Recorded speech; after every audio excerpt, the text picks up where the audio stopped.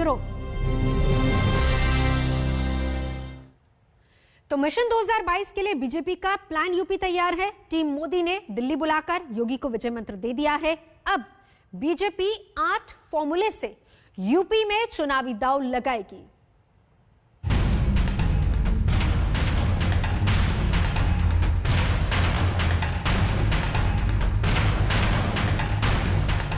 मुलाकात नंबर 1 प्रधानमंत्री के साथ 1.5 घंटे।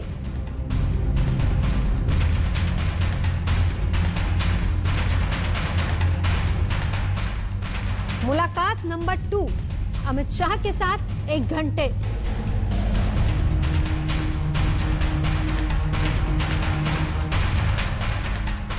मुलाकात नंबर 3 जेपी नड्डा के साथ 1 घंटे।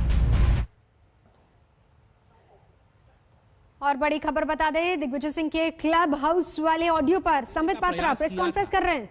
तो दिग्विजय सिंह जी का यह कहना कोई नई बात नहीं है कि बंधुगण, मगर एक सीरियसनेस के साथ हम ये कहना चाहते हैं कि ये कोई वन रैंडम स्टेटमेंट, ये किसी एक कांग्रेस के व्यक्ति का पर्सनल विचार हो, निजी विचार हो या व्यक्तिगत विचार हो, ऐसा नहीं है।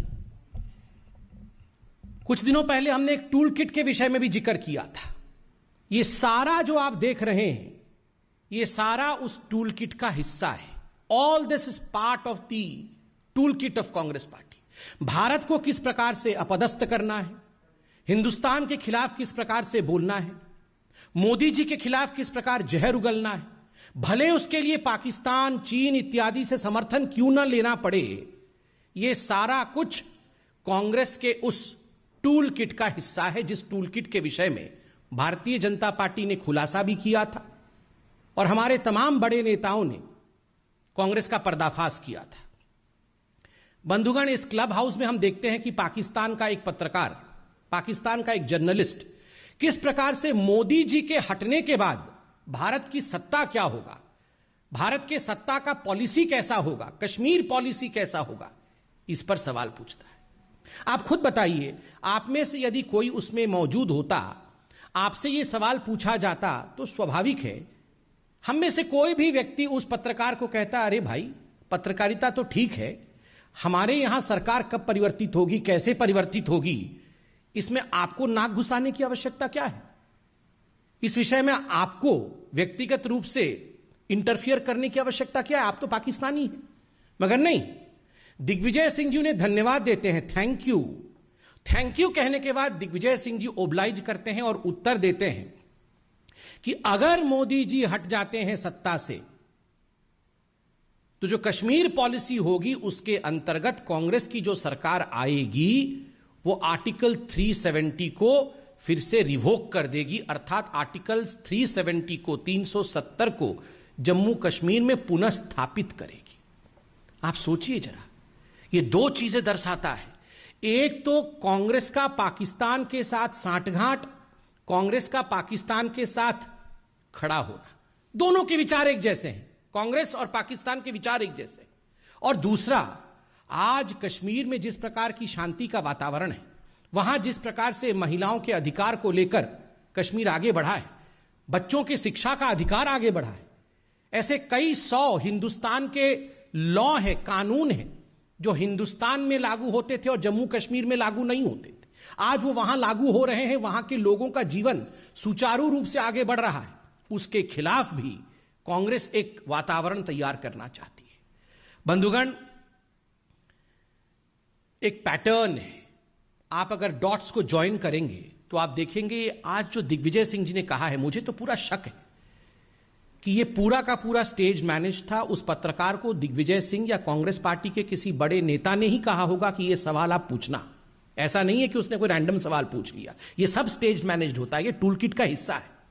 कहा गया होगा यह सवाल पूछना और उसके बाद बताया गया होगा, क्योंकि एक बहुत बड़ा पैटर्न है। मैं एक एक करके वो पैटर्न आपको गिनाता हूं। आर्टिकल 370 पे डिस्कस कर रहे हैं मित्रों, आपको याद होगा, और मैं तो चैनलों से ये रिक्वेस्ट करूंगा, आप चतुर्थ स्तंभ हैं, आप उस बाइट को जरूर दिखाइएगा जब पार्लियामेंट में आदरणीय गृह मंत्री अमित शाह जी खड़े होकर आर्टिकल 370 के विषय में अपना वक्तव्य आरंभ ही करने वाले थे, तभी जो लीडर ऑफ ऑपोजिशन है कांग्रेस पार्टी की ओर से अधीर रंजन चौधरी, वो तुरंत खड़े हो जाते हैं, तत्क्षणात खड़े हो जाते हैं और खड़े होकर कहते हैं नहीं नहीं नहीं नहीं, ये चर्चा हम कैसे कर सकते हैं, ये तो बायलैटरल इशू है, ये आर्टिकल 370 तो द्विपक्षीय इशू है, इसमें भारत कैसे अपने आप डिस्कशन कर सकती है बिना पाकिस्तान के कंसेंट के।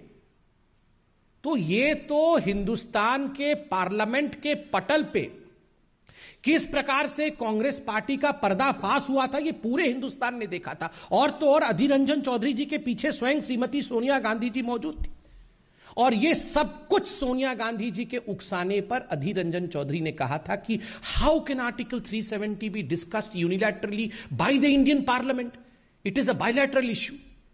ये पैटर्न उससे पहले से शुरू हुआ। जब आप याद करिए, मणिशंकर अय्यर जाते हैं पाकिस्तान और वहां एक साक्षात्कार में, एक टीवी इंटरव्यू में कहते हैं मोदी को हटाना होगा, मोदी को हटाना होगा और हमें लाना होगा।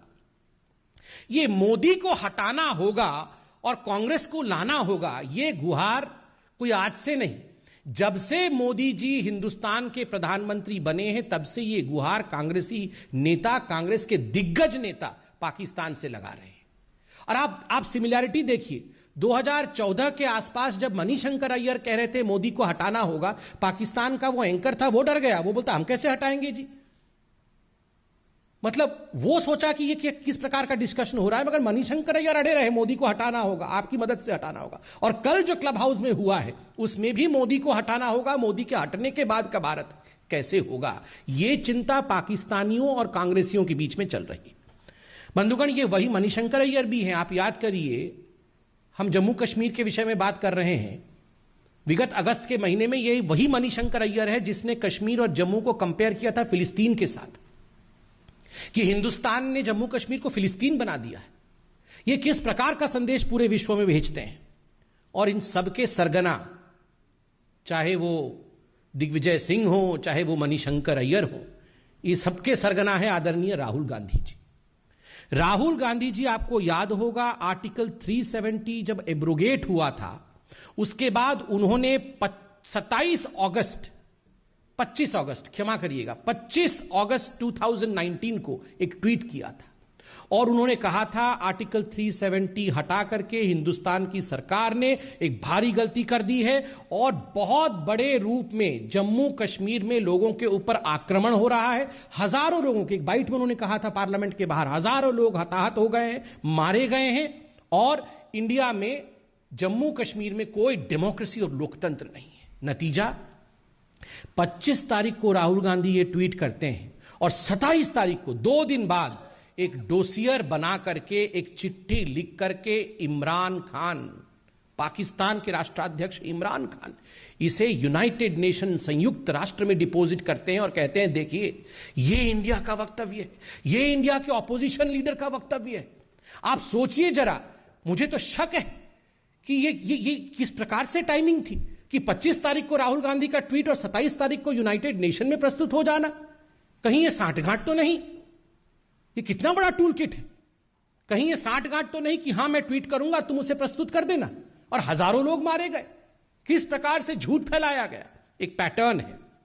और तो और ये वही राहुल गांधी है जिन्होंने, जब हिंदुस्तान की जाबाज आर्मी ने जज्बा दिखाया था और एयर स्ट्राइक और सर्जिकल स्ट्राइक किया था, उस समय सर्जिकल स्ट्राइक को फर्जिकल बताने का काम और उसे खून की दलाली बताने का काम किया था। ये वही राहुल गांधी है। और राहुल जी, मैं तो सवाल आप ही से पूछूंगा, आपके पुराने ट्वीट्स निकाल के लाया हूं। ये एक ट्वीट है 13 तारीख का, 13 फरवरी 2020 का। उसमें उन्होंने कोरोना को लेकर राहुल गांधी जी ने एक ट्वीट किया था, आप देख सकते हैं, जिसमें जम्मू कश्मीर को पाकिस्तान का हिस्सा दिखाया था। राहुल गांधी जी, ये क्या हो रहा है? दिग्विजय सिंह जी आज पाकिस्तान के साथ खड़े हैं, मणिशंकर अय्यर खड़े हैं, आप ऐसा एक नक्शा भारत का ट्वीट करते हैं जिसमें जम्मू कश्मीर जो है वो पाकिस्तान का हिस्सा है। ये क्या हो क्या रहा है? देखिए, उसी पैटर्न के अंतर्गत शशि थरूर, आपको याद होगा, हिंदू पाकिस्तान में कोरोना का मैनेजमेंट इतना बढ़िया हो गया कि शशि थरूर जी को जलन हो रही थी, वो भी फर्स्ट वेव में। उन्होंने 18 अक्टूबर 2020 को पाकिस्तान को संबोधित करते हुए ऐसे ही एक क्लब हाउस, उस समय क्लब हाउस नहीं खुला था, उस समय कुछ वेबसाइट वेब चैट वगैरह था, उस वेब चैट में कह रहे थे कि मुझे तो जलन हो रही है, पाकिस्तान कितनी खूबसूरती के साथ कोरोना का मैनेजमेंट कर रहा है। ये सारे नेता, और आप इनसे पूछेगा तो बताएंगे ये तो व्यक्तिगत विचार है। ये व्यक्तिगत विचार नहीं है जी, ये सब टूल किट का हिस्सा है। बी हरिप्रसाद, इनके इतने बड़े नेता कर्नाटक से, और उन्होंने कहा पुलवामा का जो हमला हुआ वो मोदी जी और इमरान खान इन दोनों ने मिलकर साठगांठ के साथ कराया है। और तो और ये जो कांग्रेसी है, इन्होंने जाके टर्की में किस प्रकार से एक ऑफिस खोला ये आपने देखा था, और वहां जाके यूसुफ खान को अपना अध्यक्ष बनाया था। टर्की में ऑफिस, यहां का तो ऑफिस का कोई अध्यक्ष है नहीं, वहां पर अध्यक्ष लगा के बैठाया हुआ था। ओसामा जी, हाफिज सईद जी, ये सब तो आप जानते ही हैं। मगर बंधुगण, ये सब सुनने के बाद, ये सब जानने के बाद एक बात तो स्पष्ट हो जाता है, ये हाफिज सईद जो कुख्यात आतंकवादी है, उसने ऐसे ही नहीं कहा था कि भारतवर्ष में एक अच्छी पार्टी है Congress party, I love Congress party. ये हाफिज सईद ने कहा था, आप सबने दिखाया था, वो वीडियो मौजूद है। ये ऐसे ही हाफिज सईद कांग्रेस पार्टी से प्यार नहीं करता है। और आज मैं एक निवेदन करता हूं, ये कांग्रेस पार्टी अपने नाम को बदले, INC को बदल करके ANC कर दे। ये अपने आप को INC कहती है, आज मैं कहता हूं ये अपने आप को ANC कहे, एंटी नेशनल क्लब हाउस। ये एक ऐसा क्लब हाउस है जिसमें सारे लोग मोदी जी से घृणा करते करते आज हिंदुस्तान से घृणा कर बैठे। ये वही कांग्रेस पार्टी है जिसमें पी चिदम्बरम कह रहे थे कि आर्टिकल 370 इसलिए हटाया गया क्योंकि जम्मू कश्मीर जो है वो मुस्लिम बाहुल्य क्षेत्र है। तुष्टिकरण की पराकाष्ठा को आप देखिए बंधुगण, केवल इस पैटर्न में पाकिस्तान हो ऐसा नहीं है। इस टूल किट में चाइना पाकिस्तान एक्सेस भी था। इस टूल किट में 2008 में जो MOU साइन किया गया सोनिया जी और राहुल जी द्वारा, और काफी डोनेशन, करोड़ों में डोनेशन जो कांग्रेस के अकाउंट में चाइना से आया, ये सब यूं ही नहीं हुआ है। ये सब उसका हिस्सा है कि हम मिलकर किस प्रकार भारतवर्ष को नीचे दिखाएंगे। कश्मीर में आर्टिकल 370 पुनः स्थापित करने के लिए चीन, पाकिस्तान इत्यादि के साथ मिलकर काम करेंगे। ये 2008 में MOU का भी हिस्सा है। और आपको याद होगा डोकलाम का जब स्टैंड ऑफ हुआ था, पूरा ये गांधी का कुनबा, ये तथाकथित गांधी का कुनबा जो है, ये प्रियंका जी, राहुल जी, वाड्रा जी और भी सब जी, वो सारे के सारे चाइनीज टेंट के नीचे मिले थे। पहले तो मना कर रहे थे, बाद में जब फोटो आ गया और मीडिया ने फोटो चला दिया तब हाथ खड़े करके हाँ हम वहां थे।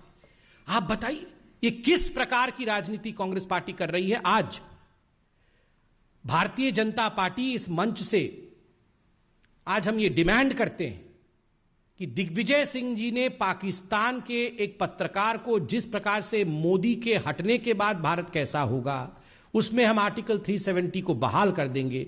इस पर सोनिया गांधी जो कि अभी कार्यकारी अध्यक्ष है, और राहुल गांधी जिनको भविष्य में वो अध्यक्ष बनाना चाहते हैं शायद कांग्रेस पार्टी, दोनों क्या सोचते हैं? क्या ये कांग्रेस का राय है या नहीं है? हम चाहते हैं इसमें राहुल जी एक प्रेस कॉन्फ्रेंस करके देश को संबोधित करें और इस सच्चाई को देश के सामने रखें। बहुत बहुत धन्यवाद। ये सवाल हो तो पूछो।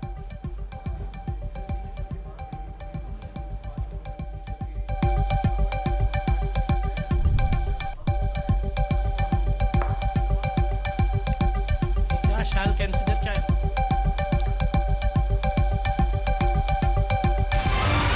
तो क्लब हाउस ऑडियो मामले को लेकर संबित पात्रा की प्रेस कॉन्फ्रेंस, सीधा उन्होंने कांग्रेस पर आरोप लगाया, कहा कि नाम बदल देना चाहिए, ऑडियो कांग्रेस के टूलकिट का ही हिस्सा है। संबित पात्रा ने इसका जिक्र किया। दिग्विजय सिंह देश के खिलाफ बात कर रहे थे, कांग्रेस की सोच का पता चलता है, संबित पात्रा ने इसका भी जिक्र किया।